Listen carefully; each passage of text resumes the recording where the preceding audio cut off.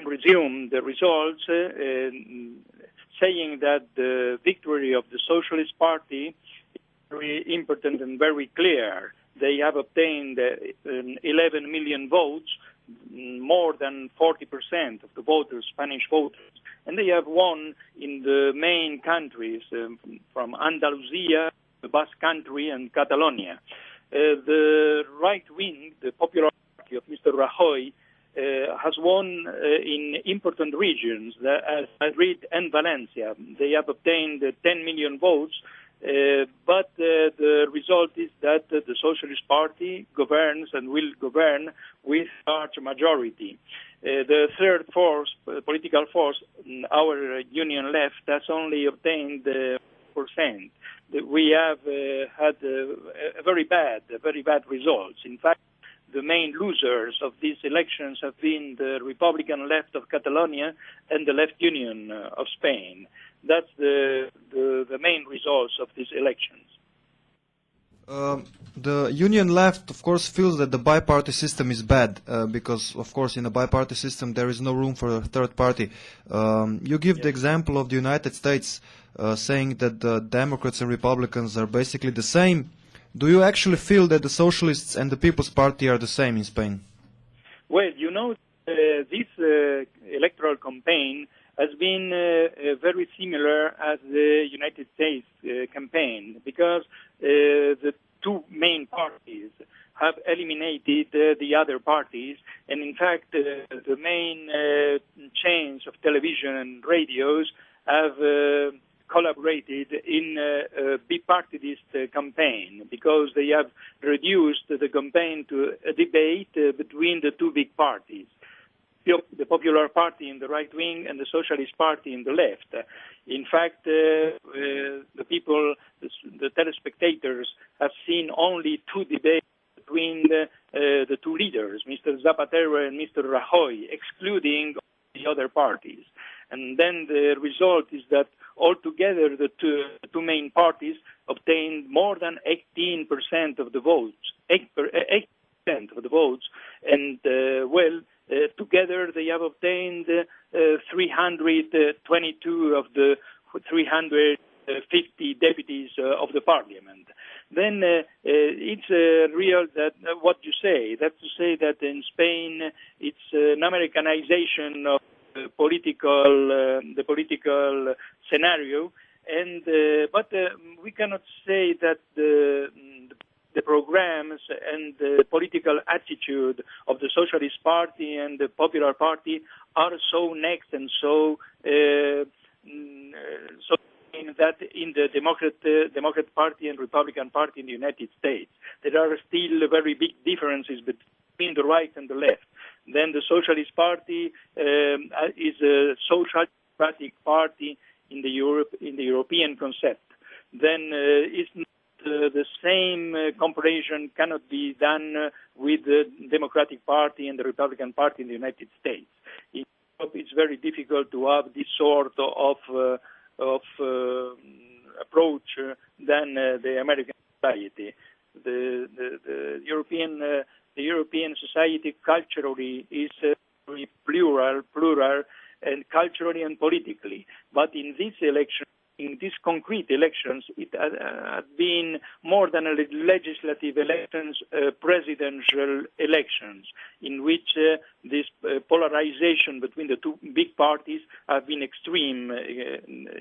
But I think that it's the electoral law also, as you say, is factor, the main factor, because, for instance, to have one single member in the Spanish Parliament, the Socialist Party and the Popular Party need only 60,000 votes, as the Left Union needs 500,000 votes to have one single member in the Spanish Parliament. This is the main factors in these elections. That was probably that the reason that the union left needs so much votes just to get one deputy is probably the reason that many left voters voted rather for the socialists instead of you because they were afraid that if they voted for you, maybe the right-wing Popular Party would have won. How do you feel about losing votes to the Socialist Party?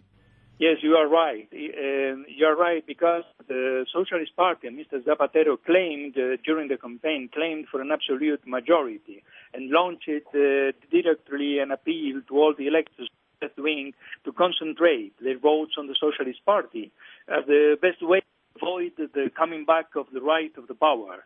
You must take into account that the Spanish people remembers the war against Iraq under the government of José María Aznar. Then they were afraid, in fact, because also in the electoral campaign, the Popular Party, the right wing, has a very strong campaign of xenophobia against the migrant workers, and also they have stress about the citizen security, and so they have been also supported by the conservative wing of the Catholic Church in Spain. Then 100,000 people of the left union voted the Socialist Party because, in fact, they were afraid to coming back of this sort of right, a very conservative right wing. Can you tell us, Mr. Fernandez, what are the main problems you have with the politics of the socialists? What are the things in the socialist policies that you do not agree with?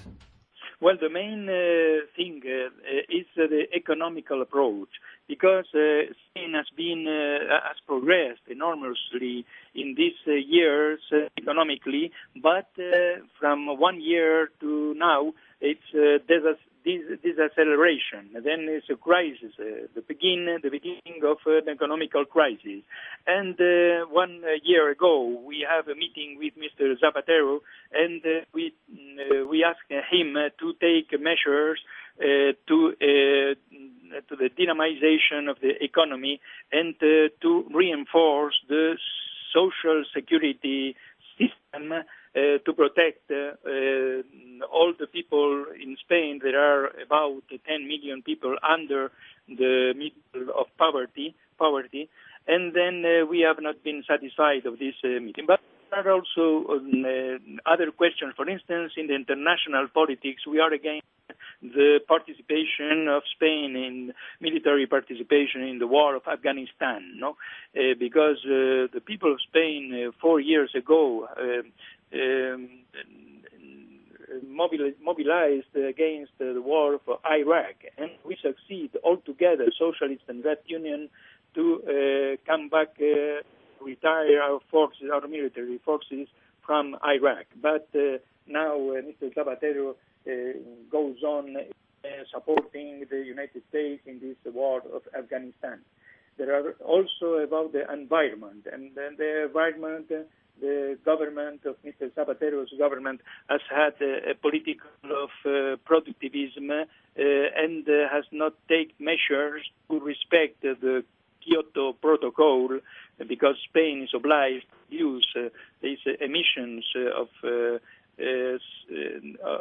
this gas against the environment of Spain. Spain is still a country with very beautiful nature, as Slovenia, and we want to conserve it because tourism and economical prosperity depends also about the conservation